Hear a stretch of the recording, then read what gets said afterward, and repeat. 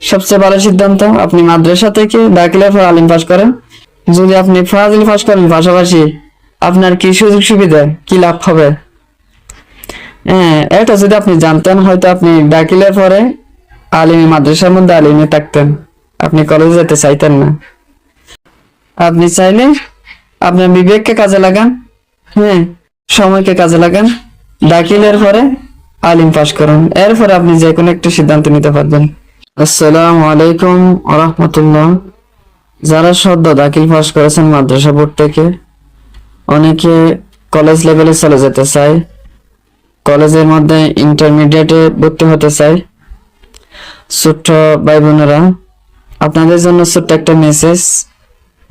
আসলে কলেজের বই আর মাদ্রাসার আলিমের বই সম্পূর্ণ এক, বরং আপনি মাদ্রাসা থেকে কোরআন, হাদিস, ফিকহ, আরবি, আকাইদ, এই সাবজেক্টগুলো, ইসলামিক সাবজেক্টগুলো বেশি পড়তেছেন।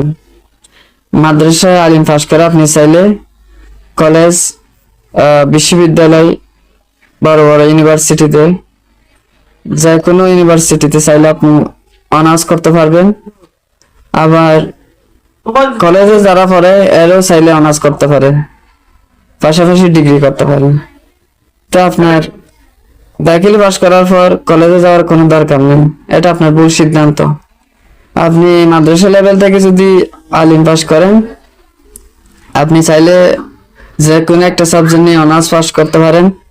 এরপর পাশাপাশি আপনি ফাজিলে ইসলামী বিশ্ববিদ্যালয়, ইসলামী আরবি বিশ্ববিদ্যালয়ের অধীনে ফাজিল করতে পারবেন, আর কামিল করতে পারবেন, পাশাপাশি অনার্স করতে পারবেন, পাশাপাশি অনার্স মাস্টার্স পাস করতে পারবেন। কিন্তু দাখিলের পর যদি আপনি কলেজ লেভেলে চলে যান, আপনি আর ফাজিলের মধ্যে ভর্তি হতে পারবেন না, আর ফাজিলে ভর্তি হতে না পারলে কামিলে পড়তে পারবেন না। তো এখন আপনার সিদ্ধান্ত হবে যে সবচেয়ে ভালো সিদ্ধান্ত আপনি মাদ্রাসা থেকে দাখিলের পর আলিম পাস করেন, আপনার পাশাপাশি চাইলে আপনি অনার্স মাস্টার্স পাস করতে পারেন, আবার পাশাপাশি ফাজিলে পাস করতে পারেন। এখন যদি আপনি ফাজিল পাস করেন পাশাপাশি আপনার কি সুযোগ সুবিধা, কি লাভ হবে? হ্যাঁ, এটা যদি আপনি জানতেন হয়তো আপনি দাখিলের পরে আলিমে মাদ্রাসার মধ্যে আলিমে থাকতেন, আপনি কলেজে যেতে চাইতেন না। আপনার সুযোগ সুবিধা দুই দিকে থাকবে।